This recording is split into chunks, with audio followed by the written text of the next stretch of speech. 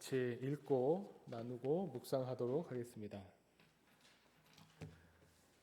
오늘 우리에게 주시는 말씀은 사도행전 3장 12절부터 19절까지 말씀입니다. 봉독합니다. 베드로가 이것을 보고 백성에게 말하되 이스라엘 사람들아 이 일을 왜 놀랍게 여기느냐 우리 개인의 권능과 경건으로 이 사람을 걷게 한 것처럼 왜 우리를 주목하느냐 아브라함과 이삭과 야곱의 하나님 곧 우리 조상의 하나님이 그의 종 예수를 영화롭게 하셨느니라. 너희가 그를 넘겨주고 빌라도가 놓아주기로 결의한 것을 너희가 그 앞에서 거부하였으니 너희가 거룩하고 의로운 일을 거부하고 도리어 살인한 사람을 놓아주기를 구하여 생명의 주를 죽였도다. 그러나 하나님이 죽은 자 가운데서 그를 살리셨으니 우리가 이 일의 증인이라. 그 이름을 믿음으로 그 이름이 너희가 보고 아는 이 사람을 성하게 하였나니 예수로 말미암아 난 믿음이 너희 모든 사람 앞에서 이같이 완전하게 낫게 하였느니라. 형제들아 너희가 알지 못하여서 그리하였으며 너희 관리들도 그리한 줄 아노라. 그러나 하나님이 모든 선지자의 입을 통하여 자기의 그리스도께서 고난받으실 일을 미리 알게 하신 것을 이와 같이 이루셨느니라. 그러므로 너희가 회개하고 돌이켜 너희 죄 없이 함을 받으라. 이같이 하면 새롭게 되는 날이 주 앞으로부터 이를 것이요. 아멘. 네, 오늘 말씀 사도행전 3장에 나오는 말씀입니다. 사도행전 3장의 이야기는 어떻게 보면 초대교회에 있었던 예수님의 제자 공동체가 예수님이 말씀하셨던 약속하셨던 성령 충만함을 받고 나서 그 뒤에 있었던 일들을 기록하고 있습니다. 사도행전 앞부분이 어떻게 보면 2장에서도 성령 강림에 관한 사건이 있었고 3장에서도 또 이어지는 내용들이 어떻게 보면 초대교회의 일들, 일어났던 일들을 우리에게 가르쳐주고 있습니다. 이 초대교회 때부터 쭉 이어져서 2000년 동안 지금 우리에게로 이 교회의 역사가 이어지고 있습니다. 그런데 교회의 역사가 이어질 때 교회의 어려움도 있고 우여곡절도 많죠. 또 교회가 처해 있는 상황과 또 시대와 그런 여건들이 다 다를 때에 교회가 어려움을 처할 때마다 다시 교회의 참 모습이 무엇인가, 예수님의 제자라고 하는 공동체가 어떻게 이 세상에서 존재해야 되는가, 또 살아야 되는가를 우리는 성경을 통해서 그 원형을 찾게 됩니다. 제자 공동체의 가장 원래 그대로의 모습, 예수님께서 그리셨던, 예수님께서 가르쳐 주셨던 교회의 모습을 성경을 통해서 보게 되는데 사도행전의 오늘 이 초대교회의 모습도 그 하나입니다. 그러면서 우리가 봐야 될 것은 뭐냐면 이 초대교회의 모습의 원형은 그럼 뭔가? 이 초대교회의 모습은 어디서부터 왔는가? 바로 예수 그리스도로부터 왔죠. 우리는 그래서 우리가 처해 있는 상황이 어렵고 힘들고 그래서 교회가 무엇인가를 생각할 때마다 다시 원형을 바라보게 됩니다. 이 이야기는 마치 그런 거죠. 어떤 한 대장장이가 여행을 가면서 대장간을 그냥 쉴 수는 없으니 조수에게 한 가지 부탁을 하고 여행을 갔다고 합니다. 대장장이가 이렇게 그 말발굽 모양을 하나 만들어서 새로 만들죠. 말발굽을 하나 만들어서 조수에게 건네주면서 내가 여행을 다녀올 동안 이 말발굽과 똑같이 생긴 말발굽을 100개 만들어 놔라. 이렇게 숙제를 주고 갔습니다. 다녀와서 보니까 이 조수가 아주 기쁜 마음으로 제가 100개를 다 만들었습니다 하고 보여주는데 어땠을까요? 이 말발굽을 보니까 100개가 다 모양이 다른 거예요. 아니 어떻게 이 말발굽이 그 모양이 다 다를 수가 있는가 해서 이야기를 들어봤더니 이 조수가 뭐라고 하냐면 처음 주신 그 원형을 놓고 제가 똑같이 두 번째 거를 만들었습니다. 그리고 그 두 번째를 놓고 세 번째를 만들었고 세 번째를 놓고 네 번째 걸 만들고 이런 식으로 하다 보니까 100개가 되니까 어떻게 되겠습니까? 첫 번째 것하고는 많이 다른 모양의 말발굽이 되는 거죠. 마찬가지로 우리 교회 역사에 있어서 보면 교회 모습이 어떠해야 될까? 우리는 어떻게 이 세상에서 그리스도인으로 또 교회 공동체로 살 수 있을까를 생각할 때마다 이 원래 교회의 모습, 그리스도인의 모습이 무엇인가를 그 원형을 봐야 될 필요가 있죠. 그냥 전 세대에서부터 전해 들은 것, 교회가 늘 그렇게 했었으니까 그렇게 하는 것, 교회는 이런 게 아닌가라고 그냥 어렴풋이 알고 있는 것이 이어진다면 처음 성경이 말하고 예수님과 예수님의 제자들이 보여줬던 교회의 모습과 많이 달라질 수도 있는 겁니다. 그래서 우리는 끊임없이 성경 말씀을 통해서 예수 그리스도를 바라봄으로써 우리의 원래 모습이 어떠한가를 비교해보고 고쳐나가야죠. 그런 관점에서, 그런 의미로 오늘 이야기를 본다면 베드로와 요한이 사도행전 3장에서 행했던 한 놀라운 사건, 기적으로부터 발생해서 이야기가 쭉 이어져 가는데 이후에 일어나는 교회에 일어난 사건들을 보는데 사실 이 이야기조차도 예수님이 앞에서 보여주셨던 예수님의 사역을 다시 새롭게 시작한 일들로 볼 수 있다는 겁니다. 예수님의 부활이 무엇이냐, 우리에게 있어서 부활이 무엇이냐라는 것을 우리가 묵상할 때에 이 이야기를 한번 나눴습니다.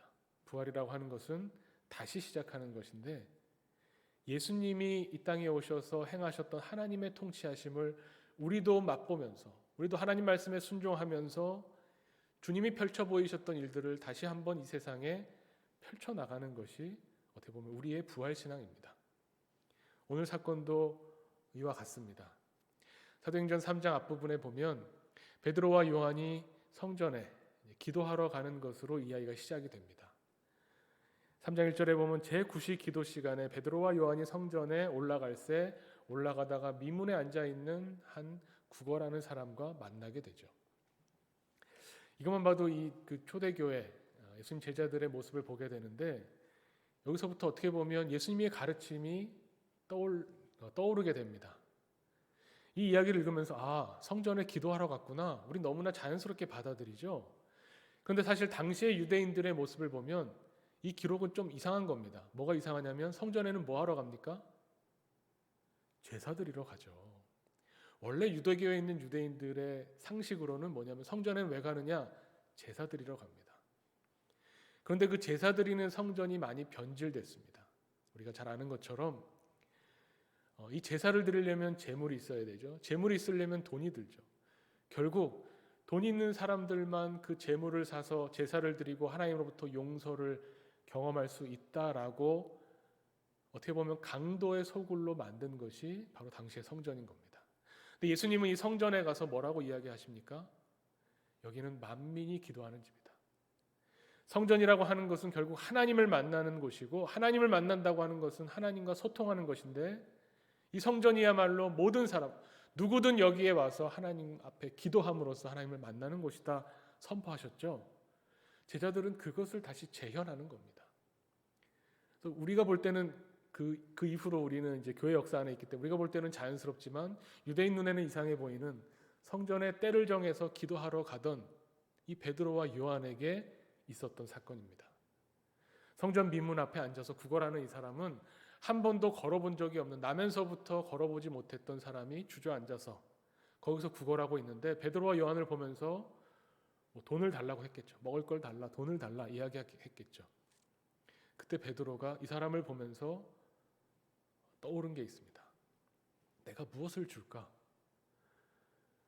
베드로의 말씀처럼 은과 금은 내게 없거니와. 근데 제자들이 돈이 없었던 것 같아요. 뭐 없었겠죠.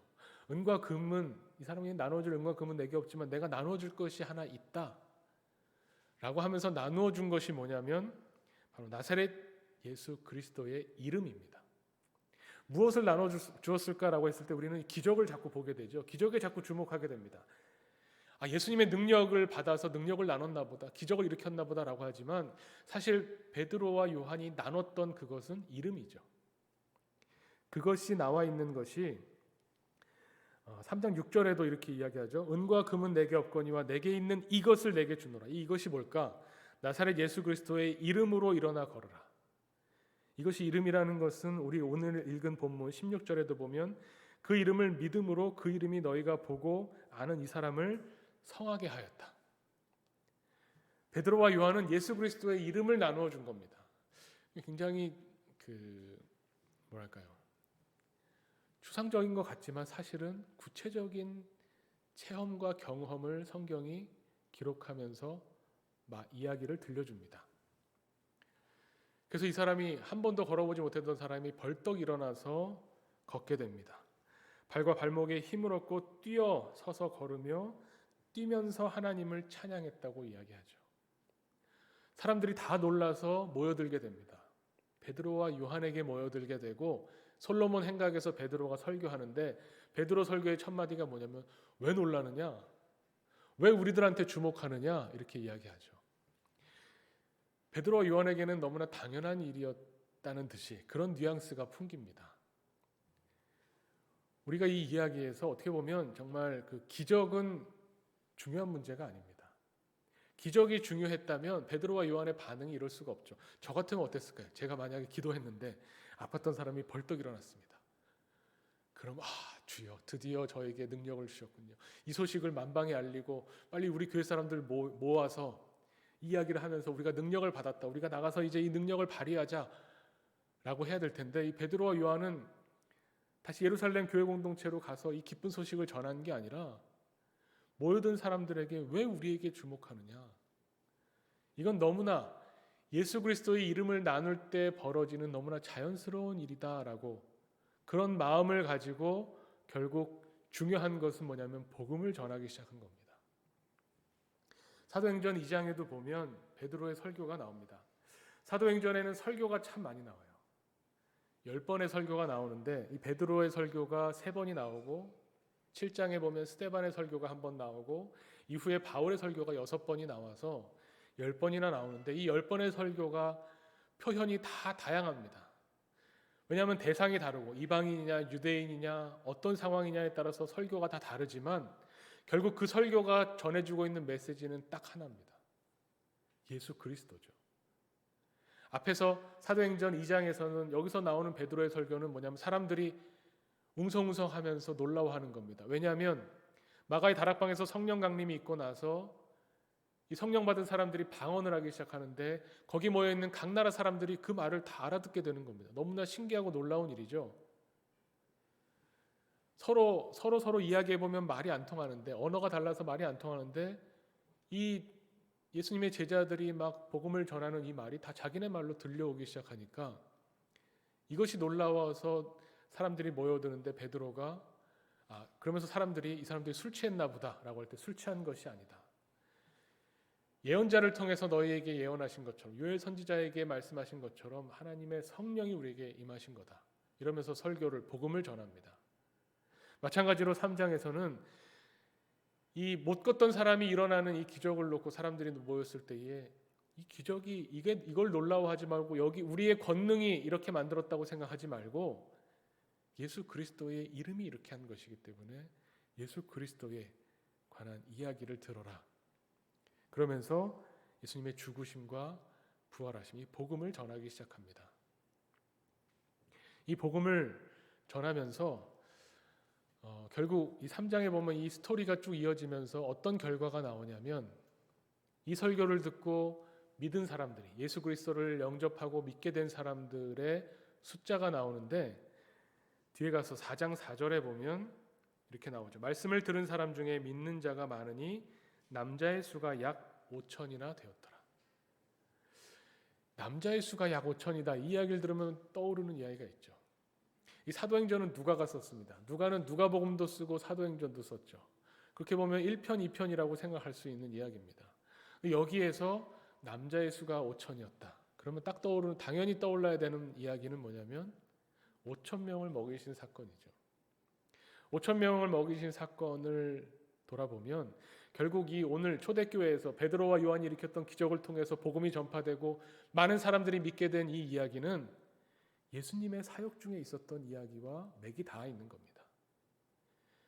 예수님의 오병이어 사건과 오늘 이 사건이 같은 사건이고 다시 예수님의 사역을 시작해 나가는 교회가 행한 일들이 결국 예수님의 일을 재현하는 일이었던 거죠.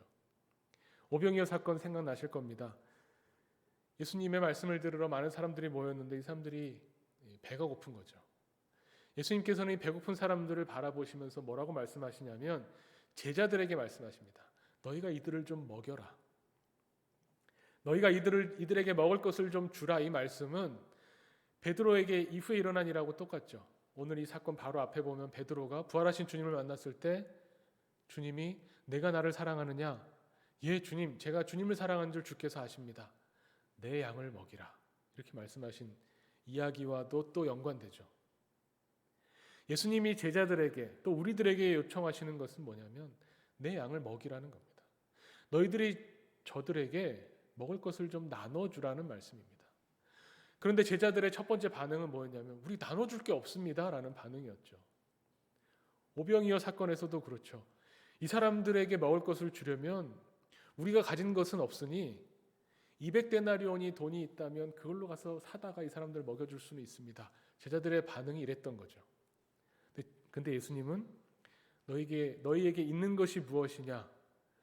그때 어린아이의 도시락 하나를 가지고 오죠. 우리가 가진 게 보리떡 5개와 물고기 2마리 요거밖에 없습니다. 그때 예수님께서 하늘을 우러러 축사하시고 이것을 떼어서 제자들에게 주십니다. 제자들이 이것을 받아서 사람들에게 나누어 줄 때에 사람들이 배불리 먹고 12광주리가 남았다고 이야기하죠. 그 사건이 어떻게 보면 오늘 베드로와 요한에게서 다시 재현된 겁니다. 베드로도 똑같이 먹을 것을 달라, 돈을 달라고 이야기하는 어떻게 보면 구걸하는 이 사람에게 뭘 줄까? 내가 줄 게 없는데. 그때 옛날 생각이 났겠죠. 우리에게 줄 게 없다고 예수님께 말했던 예수님께서 네가 가진 것을 그냥 나눠라. 그래서 나눠준 것이 뭐냐면 예수 그리스도의 이름입니다. 은과 금은 내게 없지만 나에게 있는 것이 있으니 예수 그리스도의 이름, 이것을 너에게 나눠주겠다. 나누어줬을 때 이제 이것은 베드로가 한 일이 아닙니다. 베드로는 그냥 나누기만 했어요. 그런데 그 나눠 먹은 사람을 배불리고 일어나고 뛰며 걷게 하나님을 찬양하게 만든 것은 결국 성령의 역사라는 겁니다. 그러면서 또 오늘 이야기가 오병이어 사건과 연관되는 것을 떠올리게 하는 것이 뭐냐면 오늘 이 베드로 설교의 메시지의 가장 핵심적인 내용 19절의 말씀에 나오는 새롭게 되는 날입니다. 그러므로 너희가 회개하고 돌이켜 너희 죄 없이 함을 받으라. 이같이 하면 새롭게 되는 날이 주 앞으로부터 이를 것이다. 이 새롭게 되는 날은 우리 옛날 성경, 개역 한글판 성경으로 보면 더 인상적인 단어입니다. 유쾌하게 되는 날이 올 것이다. 이렇게 이야기합니다. 유쾌하게 되는 날. 유쾌라는 말 얼마나 듣기만 해도 기분이 좋아집니까? 이 유쾌라고 번역하기도 하고 새롭게 된다라고 번역하는데 이 말은 원래 헬라어로 본다면 헬라어 원어의 의미를 가지고 그 단어를 본다면 두 가지가 합성된 말인데 위를 향해서 위로라는 말과 그 다음에 숨쉬다라는 말이 합해진 겁니다. 위로 숨쉬다. 하늘을 향해서 하나님 안에서 숨을 쉬는 것. 저는 새롭게 되는 날이라고 하는 이 표현을 헬라어로 그렇게 원어의 의미가 있다고 할 때 떠오르는 것이 또 떡을 떼시는 예수님의 모습이었습니다. 예수님이 떡을 떼실 때 항상 복음서의 기록에 보면 하늘을 우러러 축사하시고 떡을 떼어서 제자들에게 주셨습니다. 예수님의 그 독특한 항상 식사하실 때마다 이 빵을 뗄 때마다 하늘을 우러러 축사하시고 하나님께 감사드리고 이 떡을 떼어 제자들에게 나눠주는 이 모습이 얼마나 인상적이었는지 엠마오로 가는 두 제자는 예수님이 떡을 떼실 그때야 예수님인 줄 알아보잖아요. 하늘을 우러러 축사하신다는 이 이야기가 어떻게 보면 정말 하늘을 향해서 숨을 쉬는 새롭게 되는 리프레시된 영어로 번역하면 리프레시라고 되어 있는데요. 다시 신선하게 되고 다시 새롭게 되는 것을 이야기하는 겁니다. 이 사건은 그래서 예수님이 행하셨던 일들, 오병이어를 통해서 제자들이 깨닫고 경험했던 것들, 예수님에게 오면 예수님이 행하시는 이 사역 이 안에 있으면 예수님이 하늘을 우러러 축사하시고 떡을 떼어 주실 때에 이 떡이 우리를 배부르게 하고 다시는 굶주리게 하지 않는 생명의 떡이 바로 예수님이구나 하는 것을 제자들이 경험하게 됐다는 거죠. 그래서 이거는 단순히 그냥 먹고 배부르고 그 다음날 또 배고프고 이런 걸 말하는 게 아닙니다. 이 초대교회에 있었던 역사가 오병이어 사건과 연결되면서 예수님의 사역을 다시 세상에 펼쳐 보인다라고 하는 것의 의미는 정말 하나님의 구원하심을 세상에 보여준다는 겁니다.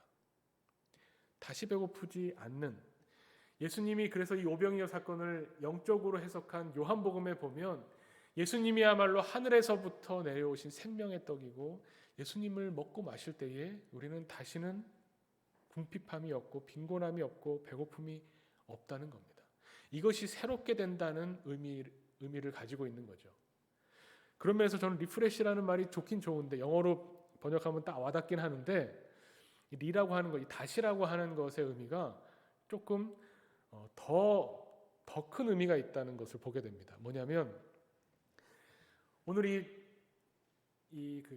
일어나서 앉은, 그러니까 일어나지 못했던 사람이 일어났다고 할 때 이 사람에게서 보여지는 현상이 뭐냐면 한 번도 일어나 본 적이 없다는 거죠.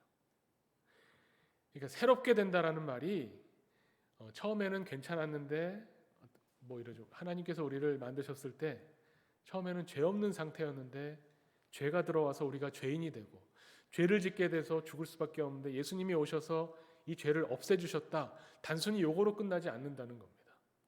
그 말은 뭐냐면 그냥 죄 없는 상태로 다시 회복됐다라는 말인데, 그 말이 아니라 오늘 이 사도행전에서 베드로가 설교를 전하면서 표현했던 이 새롭게 되는 날은 이전에는 없었던 완전히 새로운 새로움을 표현하는 겁니다.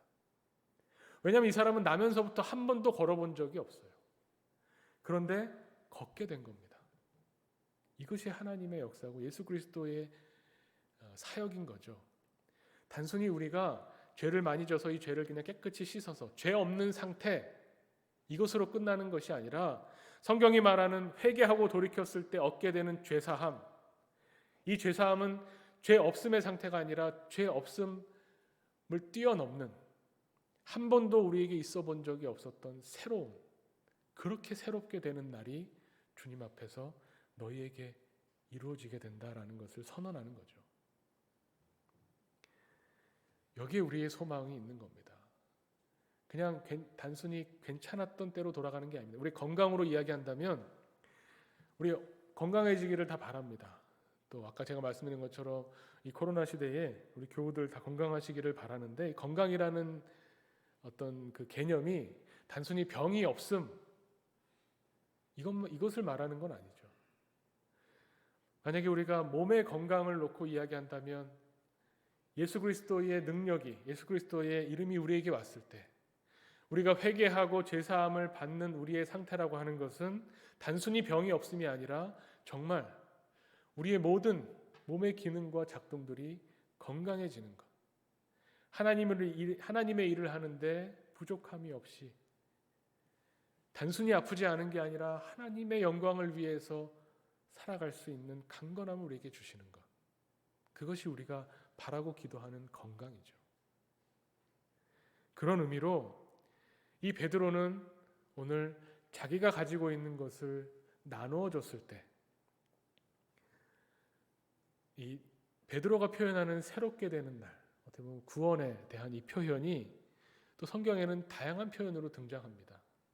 사실 우리 지난주 수요일에 수예배 때 살펴봤던 어떤 그런 표현이 하나 있습니다. 사도 요한은 복음을 전하면서 이것을 뭐라고 표현했냐면 요한 1서 1장에 보면 하나님과의 사귐이라고 표현했습니다. 새로워진다, 유쾌하게 된다, 이런 표현을 요한의 표현으로 보면 사귐이죠. 이 사귐은 어떤 거냐면 빛이신 하나님과 사귐이 있게 되는 것. 그래서 더 이상 너희에게는 거짓이 없고 어두움이 없다라는 것으로 표현이 됩니다. 이 사귐. 이걸 또 그러면 바울은 뭐라고 표현할까요? 사도 바울은 로마서에서 이렇게 표현합니다. 너희가 이제는 법 아래 있지 아니하고 하나님의 은혜 아래 있다. 이 새롭게 되는 날에 대한 또 다른 표현이죠. 하나님의 은혜 아래 있는 것. 그래서 그 이전과 지켜야 되고 안 지키면 죽게 되는 율법 아래에 있을 때와는 완전히 다른, 완전히 새로워지는 은혜 아래에 있게 되는 사람, 그렇게 살아가는 사람, 그것을 성경이 표현하는 겁니다. 그럼 그렇게 되면 어떻게 되느냐? 오늘 말씀처럼 내게 있는 예수 그리스도를 나누어 주게 됩니다.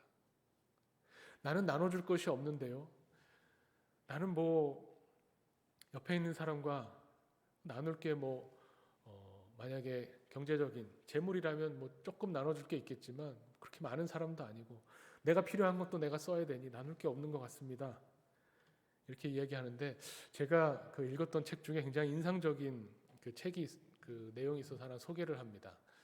지금은 고인이 되신 장영희 교수님이 쓴 에세이를 제가 굉장히 좋아하는데 거기에 아주 인상적인 장면이 나옵니다.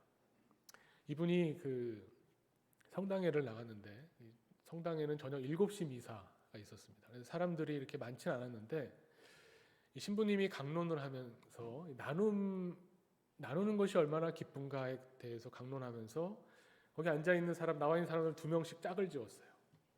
그리고 옆에 있는 사람과 지금 가지고 있는 것 중에 무엇이든지 좋으니까 옆 사람과 나누라고 서로 이렇게 주고받으라고 이야기를 한 거예요.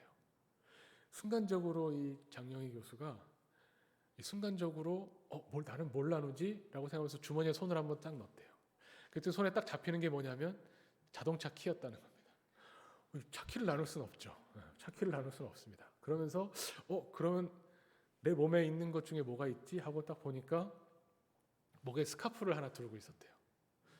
이 스카프 이거 100% 실크인데 이거 내가 살 때 얼마 주고 샀지 이렇게 계산이 갑자기 머릿속으로 확 되면서 그럼 내 목걸이는 스카프보다 더 비싼 것 같은데 귀걸이가 하나 있었는데 이거 순금인데 이거 어떻게 나누나 또 손을 보니까 손에 이렇게 아주 가는 실 반지가 껴 있었는데 이거 값은 얼마 안 하지만 제자들이 선생님한테 스승이라고 줬는데 이거 의미 있는 건데 이거를 또 줄 수는 없지. 참 곤란해하는 거예요. 그래서 막 뒤지기 시작했어요.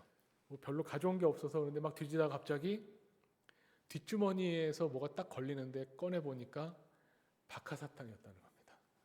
이분이 그 음식점 가면 왜 이렇게 그 박하사탕 하나씩 주잖아요. 별로 좋아하지도 않는데 주길래 그냥 할 수 없이 받았는데 그냥 넣어놓고 잊어버린 거였어요. 이거 어차피 내가 버릴 건데 처치곤란인데 잘 됐다.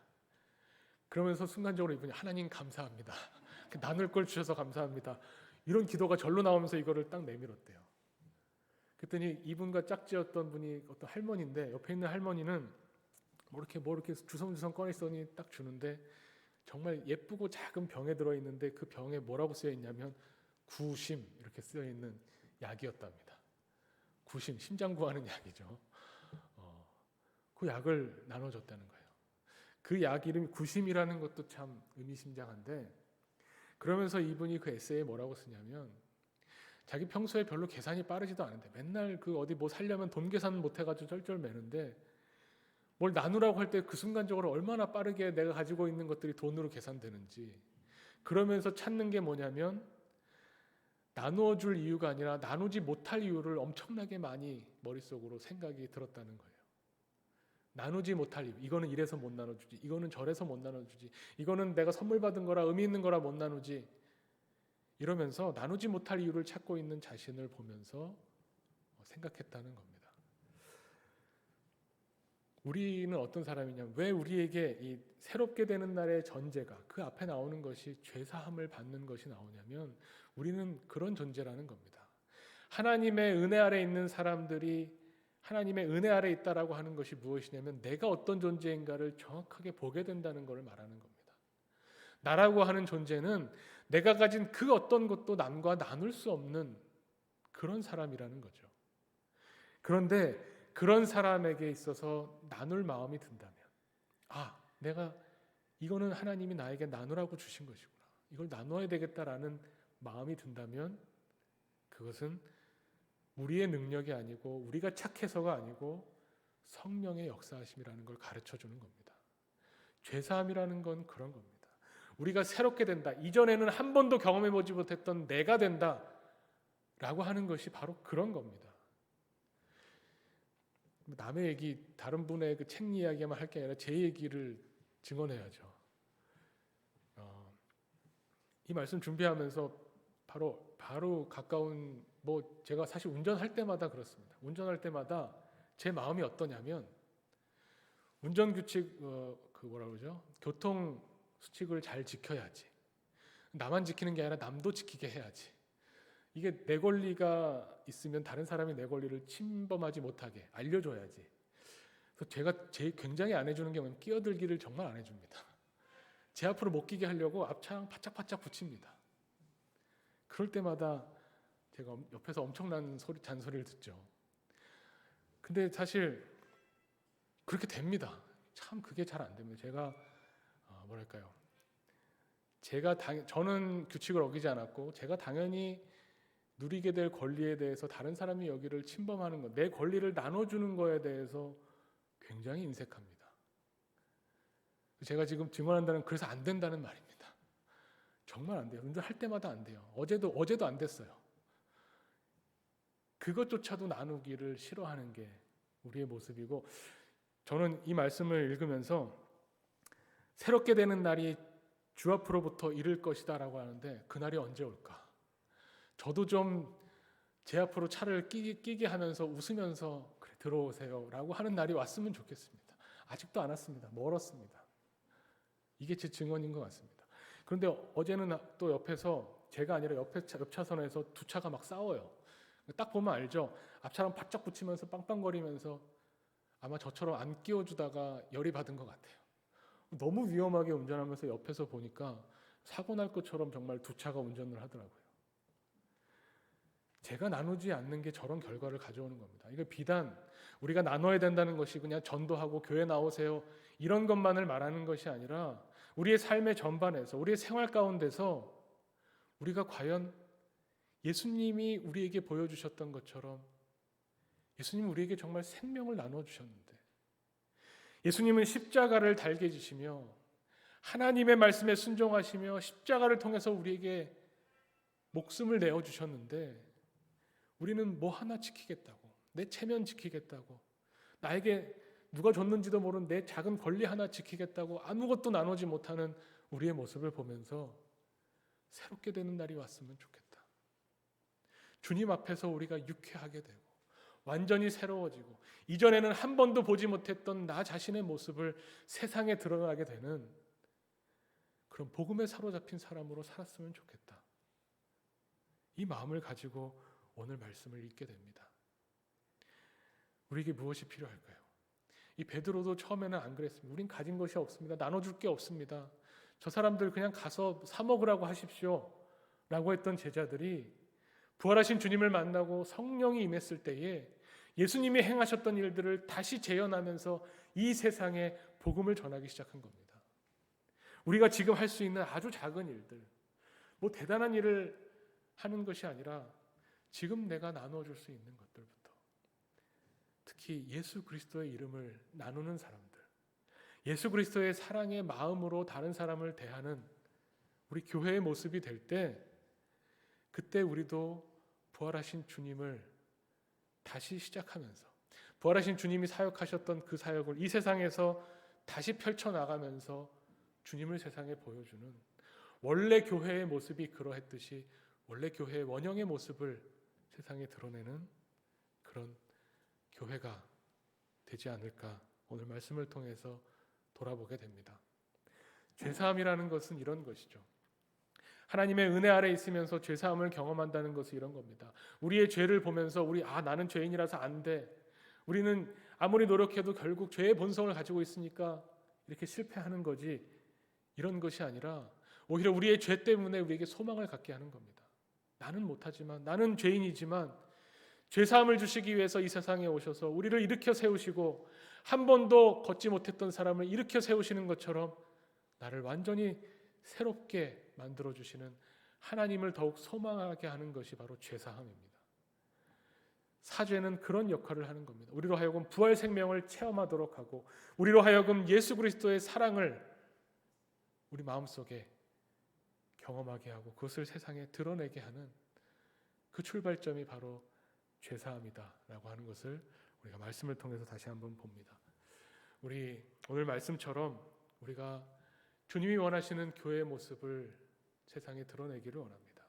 우리 하나교회 공동체가 이 사회를 향해서, 이 세상을 향해서 오늘 말씀처럼 새롭게 되는 날이 이를 것이다. 이 새롭게 되어지는 교회의 모습으로 세상에 존재하기를 간절히 축원합니다. 함께 기도하겠습니다. 하나님 아버지, 오늘 주님의 제자 공동체의 모습을 성경을 통해서 다시 한번 바라봅니다. 주님의 제자는 주님이 행하셨던 일들을, 주님이 외치셨던 복음의 선포를 다시 시작하며 이 세상에 주님의 말씀을 들려주는, 보여주는 공동체임을 우리가 다시 한번 깨닫습니다. 주님, 우리를 통해서 복음이 세상에 드러나기를 원합니다. 주님, 우리는 너무나 이기적이고 본성이 약하지만, 그러나 주님, 우리가 주님의 말씀에 순종할 때에, 우리가 주님 앞에 회개하며 돌이켜 죄사함을 경험할 때에 주님께서 우리를 한 번도 우리가 상상해 보지 못했던 우리의 모습으로 새롭게 되는 날을 우리에게 펼쳐나가실 주님이심을 우리가 믿고 고백합니다. 우리가 주님을 바라보며 나아갈 때에 주님, 우리 한 사람 한 사람, 우리 하나교회 한 가정 한 가정 성령으로 임재하시고 우리 가정과 일터를 주님께서 붙잡아 주시고 세워 주시옵소서. 예수 그리스도의 이름으로 기도하옵나이다. 아멘.